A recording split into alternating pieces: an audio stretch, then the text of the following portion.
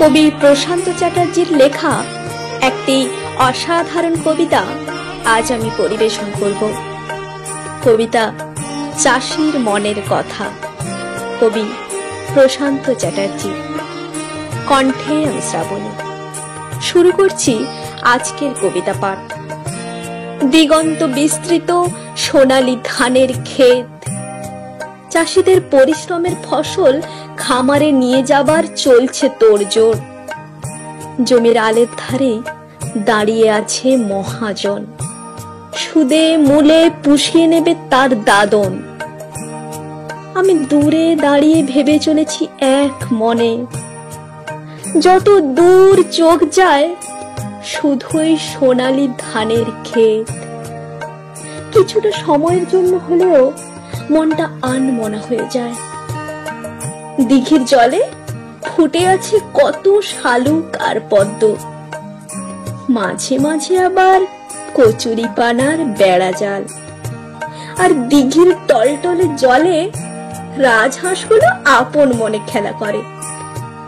বক মামা ছুচলো ঠোঁটের ডগা ছো মেরে মাছ নিয়ে যায় উড়ে।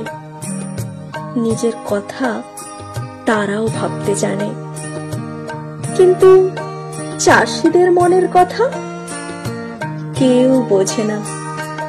অক্লান্ত পরিশ্রমে ঘাম ঝরানো ফসল কতটুকুই বা পাবে নিজের করে। দেনার দায়ে মহাজন জমি থেকে ফসল তুলে নিয়ে যাবে নিজের ঘরে। বুকের ভেতরটা ডুকরে কেঁদে উঠবে, তবু কিচ্ছু করার নেই। বছরের বেশিরভাগ সময় মনিপ অথবা মহাজনের ঘরে দিনমজুরি করে কোন রকম দিন যাবে চলে। হয়তো রুজির টানে চলে যেতে হবে পূবে কিংবা পশ্চিমে। কবে আসবে সেই সুদিন, যেদিন কৃষকেরা ফসলের ন্যায্য দাম পাবে? স্ত্রী ছেলে মেয়েদের মুখে সারা বছর আহার তুলে দিতে পারবে? জমি থাকতেও কৃষকের নেই কোনো অধিকার। তবে কি হবে না এর কোনো প্রতিকার?